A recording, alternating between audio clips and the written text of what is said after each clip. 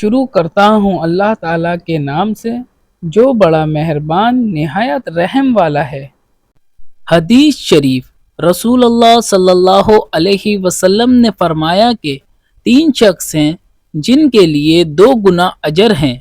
ایک وہ جو اہل کتاب سے ہو اور اپنے نبی پر اور محمد صلی اللہ علیہ وسلم پر ایمان لائے، اور دوسرے وہ غلام جو اپنے آقا اور اللہ دونوں کا حق ادا کرے، اور تیسرے وہ آدمی جس کے پاس کوئی لونڈی ہو جس سے شب باشی کرتا ہے اور اسے تربیت دے تو اچھی تربیت دے، تعلیم دے تو عمدہ تعلیم دے، پھر اسے آزاد کر کے اس سے نکاح کر لے تو اس کے لیے 2 گنا اجر ہیں۔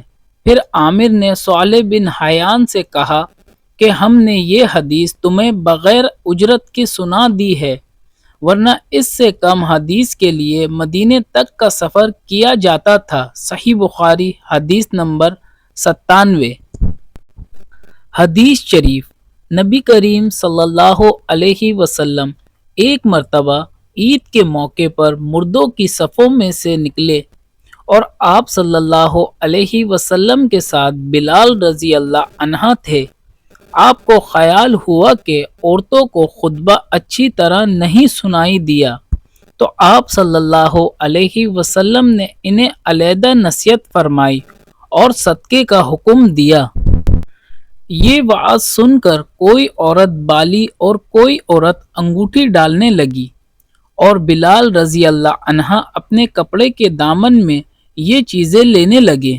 اس حدیث کو اسماعیل بن علی نے ایوب سے روایت کیا، انہوں نے عطا سے کہ ابن عباس رضی اللہ عنہما نے یوں کہا کہ میں نبی کریم صلی اللہ علیہ وسلم پر گواہی دیتا ہوں، اس میں شک نہیں ہے۔ امام بخاری رحمت اللہ کی غرض یہ ہے کہ اگلا باب عام لوگوں سے متعلق تھا اور یہ حاکم اور امام سے متعلق ہے کہ وہ بھی عورتوں کو وعظ سنائیں۔ صحیح بخاری حدیث نمبر 98۔ حدیث شریف، حضرت ابو ہریرہ رضی اللہ عنہ نے عرض کیا، یا رسول اللہ، قیامت کے دن آپ صلی اللہ علیہ وسلم کی شفاعت سے سب سے زیادہ سعادت کسے ملے گی؟ تو رسول اللہ صلی اللہ علیہ وسلم نے فرمایا، اے ابو ہریرہ رضی اللہ عنہ، مجھے یقین تھا کہ تم سے پہلے کوئی اس کے بارے میں مجھ سے دریافت نہیں کرے گا، کیونکہ میں نے حدیث کے متعلق تمہاری حرص دیکھ لی تھی۔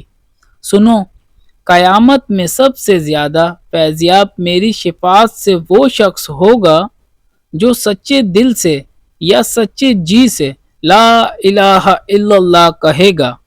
صحیح بخاری حدیث نمبر 99۔